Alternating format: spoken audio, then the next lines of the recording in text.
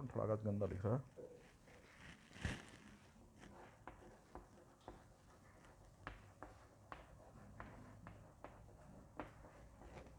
इसी पर हम लोग चर्चा कर रहे थे और बोला था कि डिवीजन किस पर होता है, क्रॉसिंग ओवर किस पर होता है, मियोसिस डिवीजन। मियोसिस 1 में हमने डिस्कशन किया था प्रोफेज 1, और इसमें जो फेजेस थी वो कौन कौन सी थी, हमने आपको बताया था लेप्टोटीन, जाइगोटिन, पायचिटिन,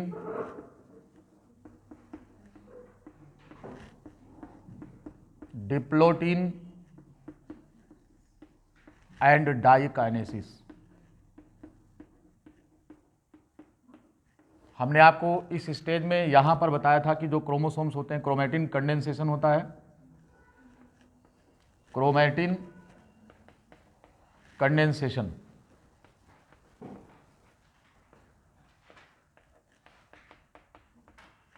यहां पे बताया था होमोलॉगस पेयरिंग होती है,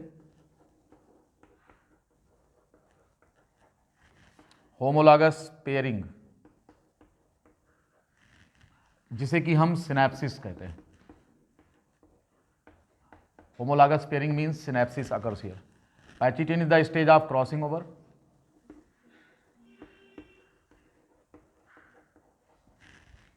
डिप्लोटीन कियाज्मा फॉर्मेशन,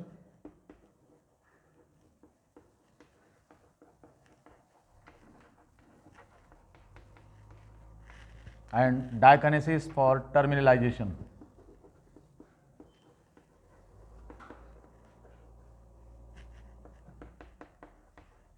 ये इवेंट्स हैं, ये 5 सब स्टेजेज हैं, ये 5 सब स्टेजेज हैं, और जिस पर ये दिखाया गया है कि क्या होने जा रहा है।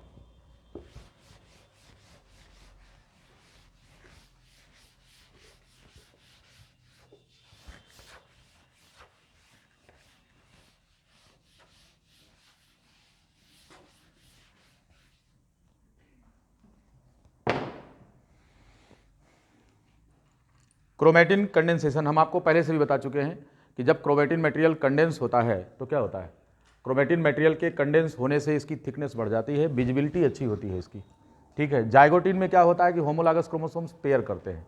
कल हमने आपको बताया था जब इनकी पेयरिंग होती है तो उस पेयर को हम क्या बोलते हैं, बाईवैलेंट बोलते हैं। हमने आपको ये बताया था कि 2 क्रोमोसोम्स एक दूसरे के साथ, ये पैटर्नल क्रोमोसोम, ये मैटरनल, इन दोनों की पेयरिंग हुई, ये होमोलॉगस क्रोमोसोम है, इनको बाईवैलेंट कहा गया था। बाईवैलेंट इन्हें कहा जाता है, ठीक है। और कौन सी स्टेज में है ये, बाईवैलेंट है और ये डायड है, बाईवैलेंट एंड डायड, इस तरह से है। इसके बाद क्या होता है, इसके बाद फिर ये 4 स्ट्रैंड स्टेज में आते हैं।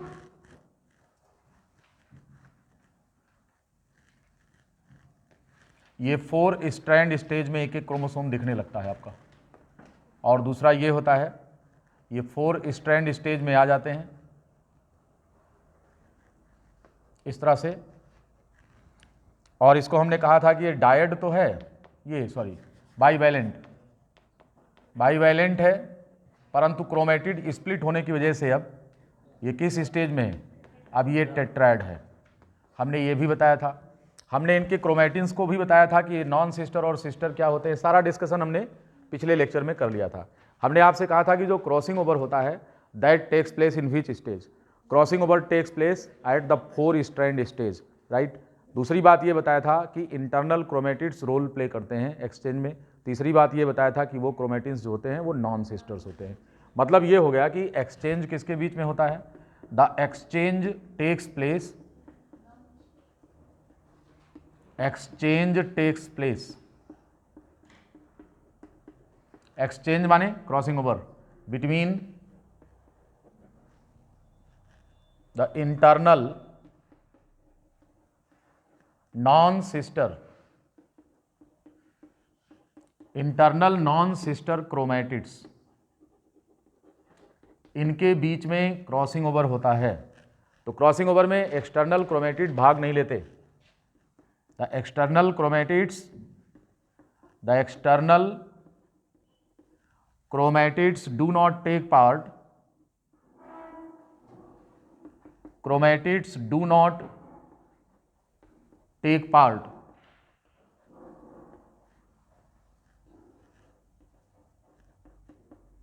in crossing over.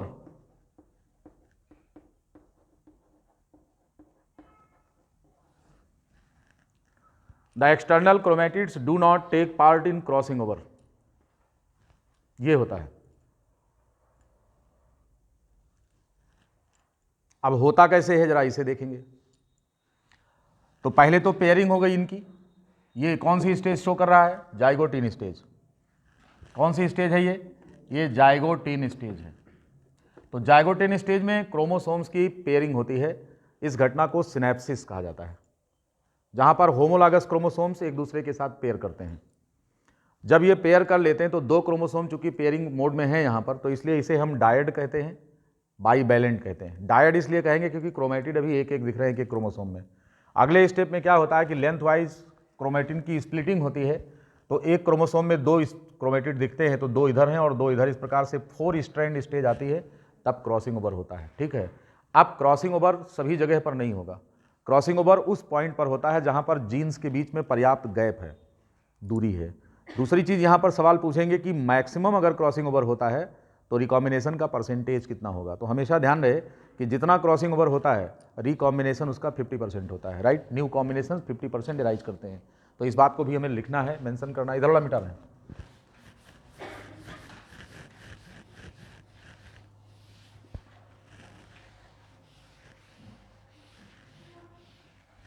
अगर हम यहां पर बात करें तो हमें यह लिखना है कि मैक्सिमम क्रॉसिंग ओवर का एक्सटेंट कितना होता है।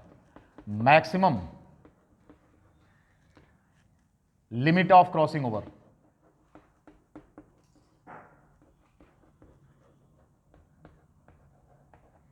क्रॉसिंग ओवर मैक्सिमम कितना होगा। अगर ये अपनी फुल स्ट्रेंथ में हो रहा हो तो अधिकतम क्या होगा कि इसका पूरा क्रोमेटिड ये वाला, यानी कि क्रोमेटिड नंबर इसको 2 माने, इसको 3 माने, इसको 4 माने, इसको 1 माने, तो कंप्लीट जो क्रोमेटिड नंबर 2 है वो मैटरनल क्रोमोसोम के साथ चला जाए और क्रोमेटिन नंबर 3 जो है वो पैटर्नल क्रोमोसोम के साथ आ जाए। यानी कहने का मतलब ये इधर आ जाए और ये किधर चला जाए, इधर चला जाए। तो इस प्रकार का अगर एक्सचेंज होगा तो ये पूरी लंबाई में होगा। नहीं समझे आप? क्रॉसिंग ओवर का मैक्सिमम एक्सटेंट क्या होगा? 100%। तो अगर 100% हो रहा है तो ये पूरा क्रोमेटिड उठकर इधर चला जाएगा और इसका पूरा क्रोमेटिड उठकर इधर आ जाएगा। तो एक क्रोमोसोम के हिस्से में कितना परसेंट बदलाव हुआ? 50%। यानी कहने का मतलब ये हो गया कि क्रॉसिंग ओवर का अगर एक्सटेंट 100% है मैक्सिमम लिमिट, तो फिर उसका जो रिजल्ट होगा वो 50% होगा। तो maximum limit of crossing over is 100%। अब जो रिकॉम्बिनेशन होता है, रिकॉम्बिनेशन ये क्या चीज है? तो कह रहे हैं कि साहब recombination is the result of crossing over, you know, result of the crossing over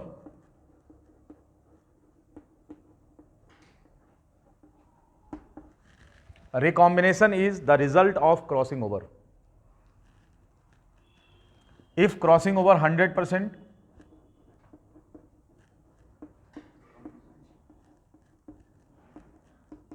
अगर ये 100% है तो रिकॉम्बिनेशन कितना होगा? The recombination frequency will be, recombination it is 50% only. Recombination percentage जो है वो कितना आएगा? That will come to 50% only. ध्यान रहे इस बात का। तो recombination is the result of crossing over, हमेशा ध्यान रहे। अगर 20% क्रॉसिंग ओवर हो रहा है तो रिकॉम्बिनेशन 10% माना जाएगा, ये ध्यान रखेंगे। तो रिकॉम्बिनेशन जो होता है हमेशा क्रॉसिंग ओवर का 50% होता है फ्रीक्वेंसी में।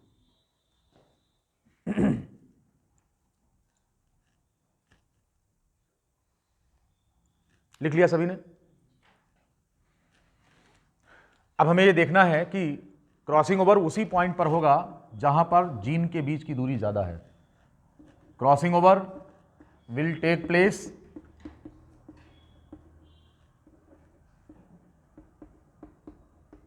between two genes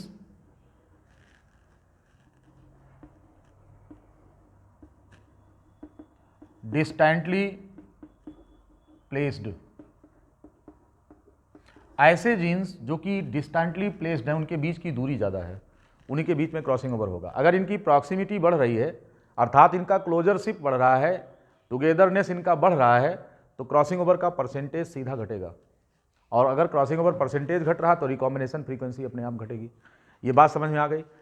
तो अब जब इनके पास पेयरिंग हो जाएगी, तो पेयरिंग होने के बाद ऐसे पॉइंट्स यहाँ पर बनेंगे जहाँ पर से क्रॉसिंग ओवर होना है, उस पॉइंट पर रिकॉम्बिनेशन नोड्यूल बनते हैं। क्या बनते हैं?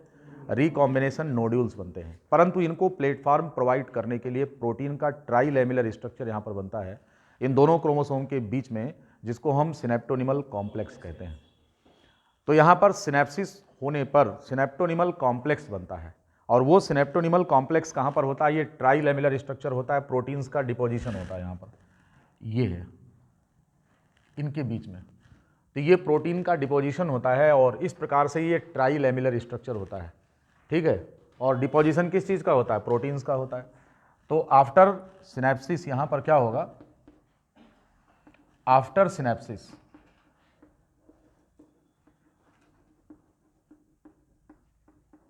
the formation of synaptonymal complex,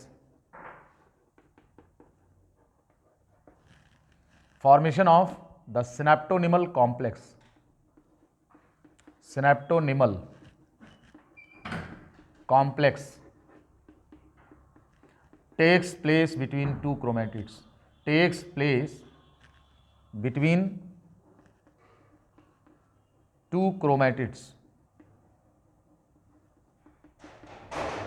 और ये है क्या चीज़? ये प्रोटीन्स का डिपोजिशन होता है, प्रोटीन बैंड्स का, जो ट्राइलेमिलर स्ट्रक्चर डेवलप करते हैं यहाँ पे। तो ये क्या होते हैं? सिनेप्टोनिमल कॉम्प्लेक्स किसका बना हुआ होता है? It is the deposition of proteins. यहाँ पर प्रोटीन्स का डिपोजिशन होता है, और ये ट्राइलेमिलर स्ट्रक्चर, ये पूछेंगे, ये ट्राइलेमिलर स्ट्रक्चर होता है।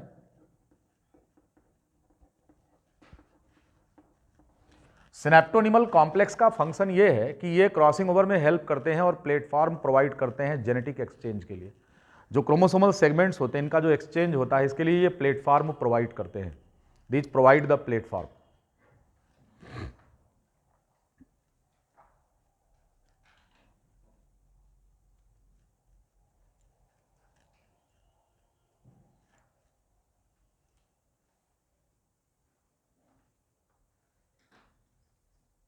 लिख लिया?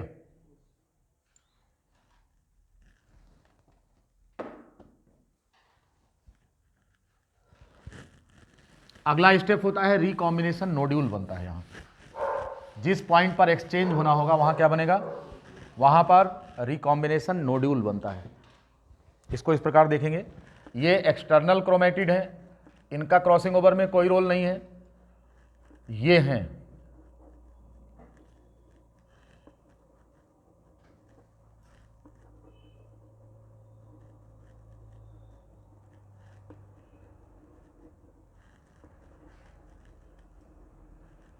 ऐसे। अब यहाँ पर अगर हम देखें तो बीच में ये प्रोटीन बैंड है, सिनेप्टोनिमल कॉम्प्लेक्स। ये जो पॉइंट आप यहाँ पर देख रहे हैं, ये जो पॉइंट है, it is the point of crossing over. यहीं पर क्रॉसिंग ओवर हो रहा है, तो यहीं पर बनेगा रिकॉम्बिनेशन नोड्यूल बनेगा। Recombination nodules formed.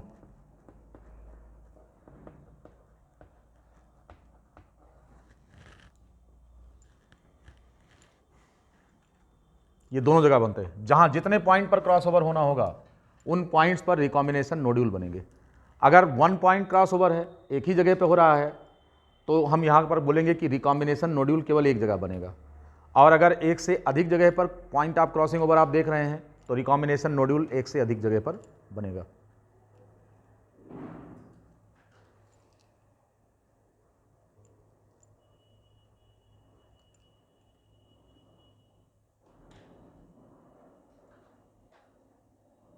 अब यहां पर दो चीजें होती हैं।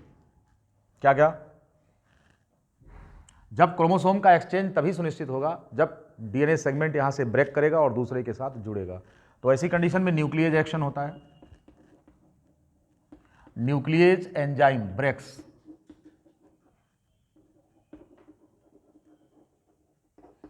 द डीएनए सेगमेंट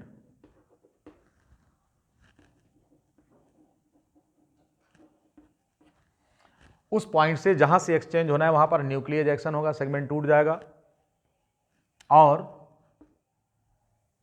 उसके बाद पेयरिंग होगी, ब्रोकन एंड्स ज्वाइन,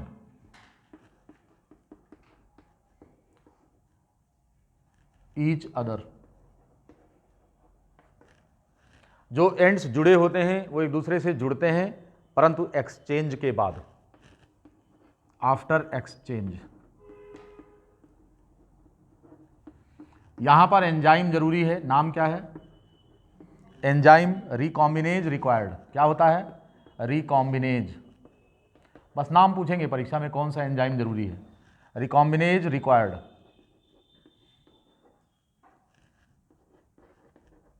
इसकी डिटेल मैकेनिज्म ना तो आपके कोर्स में है ना हम पढ़ा रहे हैं कि कियाज्मा टाइप थ्योरी क्या है और प्रिकॉसिटी थ्योरी क्या, तमाम ये हिस्टोरिकल इंपॉर्टेंस की चीज़ें पूछी नहीं जाएंगी आपसे, तो हम इस पर अननेसेसरी एनर्जी वेस्ट नहीं कर रहे हैं। जहाँ पर क्वेश्चन आने हैं वो हम हाईलाइट कर रहे हैं आपको। रिकॉम्बिनेशन नोड्यूल वहीं बनेंगे जहाँ एक्सचेंज होगा, एक्सचेंज के लिए न्यूक्लियस एक्शन होगा, क्रोमोसोम सेगमेंट ब्रेक करके दूसरे से जुड़ जाएगा और इस काम में रिकॉम्बिनेज एंजाइम मदद करेगा। अब ध्यान रहे कि यहाँ पर जिन पॉइंट्स पर क्रॉसिंग ओवर हो रहा है उन पर एक क्रॉस लाइक अपीयरेंस है यहाँ पर, जिसे हम कियाज्मा कहते हैं। क्या कहेंगे? कियाज्मा। लेकिन ये काम कब होगा? जब ये प्रोसीड कर चुका होगा किधर? डिप्लोटीन की तरफ। तो जब ये डिप्लोटीन पे जाएगा तो क्रॉस लाइक स्ट्रक्चर अपीयर करेगा ड्यू टू रिकॉम्बिनेशन। क्या अपीयर करेगा?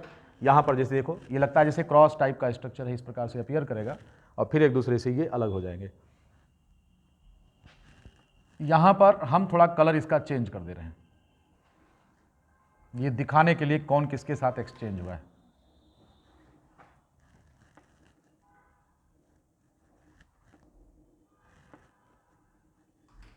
ऐसे तो ये जो पॉइंट यहां पर क्रॉस लाइक बन रहा है, this point is known as chiasma. ये जो क्रॉस लाइक स्ट्रक्चर जो आपको थोड़ी देर के लिए दिखेगा, ये परमानेंट स्ट्रक्चर कियाज्मेटा नहीं होता। जैसे एक्सचेंज होकर दोनों क्रोमोसोम एक दूसरे से अलग होंगे उसके बाद कियाज्मा भी दिखाना बंद हो जाएगा आपको। तो कियाज्मा जो होता है यहाँ पर, ये वो थोड़े समय के लिए बनने वाला स्ट्रक्चर होता है, cross like structure. The cross like structure appears, the cross like structure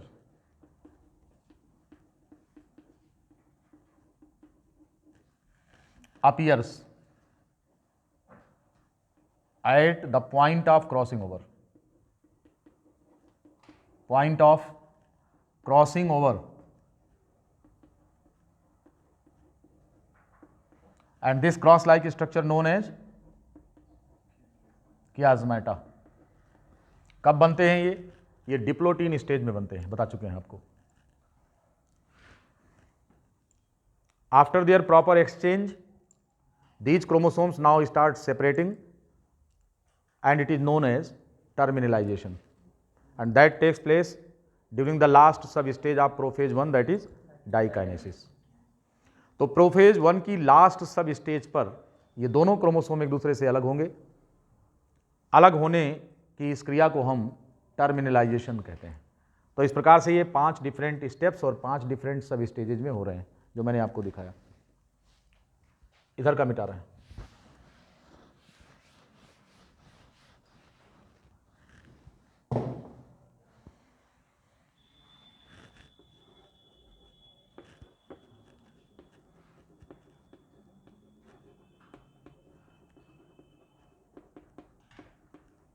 terminalisation, एक दूसरे से अलग होंगे ये, और जब ये अलग हो जाएंगे तो अलग हुए क्रोमोसोम इस तरह दिखेंगे।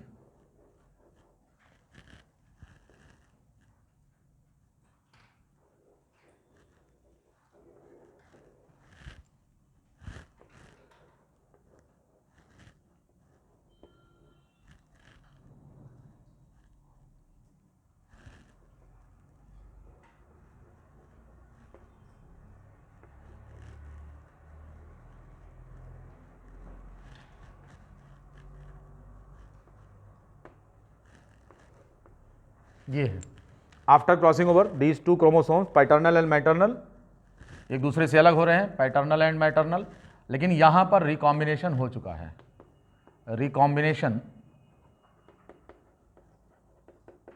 Recombination has occurred and these chromosomes are after recombination. ये जो आपको दिखाई दे रहे हैं क्रॉसिंग ओवर के बाद की स्टेज है और स्टेप को हम टर्मिनलाइजेशन कहते हैं। It is going to happen during the last stage of prophase first, that is the diakinesis. Diakinesis की स्टेज में ऐसा होगा।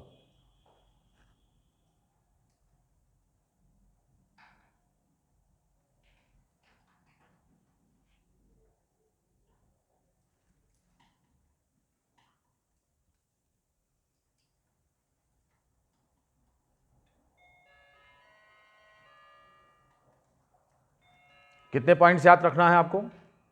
Crossing over takes place between homologous chromosomes. Non homologous के बीच भी होता है, लेकिन उस प्रकार के क्रॉसिंग ओवर को हम ट्रांसलोकेशन कहते हैं। If the crossing over takes place between non homologous chromosomes the event is known as translocation. ठीक, तो क्रॉसिंग ओवर जो होता है, सामान्य क्रॉसिंग ओवर किसके बीच होता है? होमोलॉगस क्रोमोसोम के बीच। And for this purpose homologous chromosomes comes to pair during the zygote stage. The event is known as synapsis. Then after formation of synaptonymal complex takes place. Then after the point at which the crossing over has to occur, the recombination nodules are formed. Breakage and reunion of chromosome is required here. The breakage takes place due to the action of nuclease enzyme, right? और इसका फिर reunion होता है। यहाँ पर enzyme इस पूरी प्रक्रिया के दौरान रिकॉम्बिनेज एक इंपॉर्टेंट रोल प्ले करता है। तो आपसे ये पूछा जाएगा कि कौन सा एंजाइम रिकॉम्बिनेशन के लिए जरूरी है, तो उसका नाम क्या होगा? रिकॉम्बिनेज एंजाइम होगा। इतनी बात समझ में आ गई? फिर इसके बाद क्या होगा? After getting the chromosomal exchange here, now these chromosomes get separated and this process of separation is known as terminalisation. But before that, terminalisation के जस्ट पहले कियाज्मा जैसा क्रॉस लाइक स्ट्रक्चर बनेगा, क्योंकि जैसे सेपरेट होने की कोशिश करेंगे तो जिस पॉइंट पर रियूनियन हुआ था वहां पर क्रॉस लाइक स्ट्रक्चर अपीयर करेगा and that cross like structure is known as chiasmata. बात समझ में आ गई? Now the result is before you on the board. Chromosomes after their genetic exchange here, you can see here the some part of this one has been attached to this and its part is attached to this। तो अदला बदली यहाँ पर हो जाती है and this is for the purpose to mix the character. क्योंकि इसलिए क्योंकि जो पैटर्नल और मैटरनल क्रोमोसोम्स होते हैं, इन पैटर्नल और मैटरनल क्रोमोसोम का कैरेक्टर मिक्स होकर के किस में जाए? गैमीट में। वो असेंबल करे इस कैरेक्टर को और फिर संतान में पहुंचा दे। तो इस प्रकार दोनों पेरेंट्स के जो है मिक्स कैरेक्टर संतान में अपीयर हो रहे हैं। यानी कि कोई भी बच्चा जो पैदा हो रहा है वो उस बच्चे का दादा का क्रोमोसोम ये है और दादी वाला ये है, कल बताया था मैंने। तो जब इन दोनों में आपस में एक्सचेंज हो जाएगा तो दादा और दादी का मिक्स कैरेक्टर प्राप्त होगा। अब आप ये नहीं कहेंगे कि प्योरिटी ऑफ गैमीट, क्योंकि गैमीट प्योर कहाँ रहे साहब? अगर क्रॉसिंग ओवर होगा तो गैमीट प्योर होंगे ही नहीं, तब ये मिक्स कैरेक्टर लेके आ रहे हैं, है कि नहीं? किसका? दादा और दादी का। और उधर से नाना और नानी का मिक्स कैरेक्टर ला रहे हैं, यानी कि चारों ग्रैंड पेरेंट के कैरेक्टर उस बच्चे में आ जाएंगे। इतनी बात समझ में आ गई सभी को? तो ये एक कंप्लीट एस्पेक्ट हो गया आपका कि क्रॉसिंग ओवर एंड लिंकेज ये दोनों हैं क्या, होते कैसे हैं ये। अब इनसे संबंधित इनका आउटकम ये है कि इसके आधार पर हम ये कैसे तय करें कि किसी भी जीन में डिस्टेंस कितनी होती है, किसी भी जीन का उस क्रोमोसोम पर ऑर्डर क्या होता है। यानी कहने का मतलब ये हो गया कि linkage map units, map distance, इन सब पर हम बात करेंगे और इनसे संबंधित कुछ न्यूमेरिकल्स उनको कैलकुलेट करेंगे कि अगर इस प्रकार के क्वेश्चन पूछे जाते हैं तो आंसर आपका क्या होगा। इन सब सारी चीज़ों पर चर्चा होगी, ठीक है। तो इस लेक्चर को हम ब्रेक कर रहे हैं और अभी जस्ट दूसरे लेक्चर में हम आपको आ रहे हैं देखने क्या कि कैलकुलेशंस यानी कि लिंकेज मैप और मैप यूनिट्स ये सारी चीज़ें क्या होती हैं, ठीक है। इस लेक्चर में इतना ही।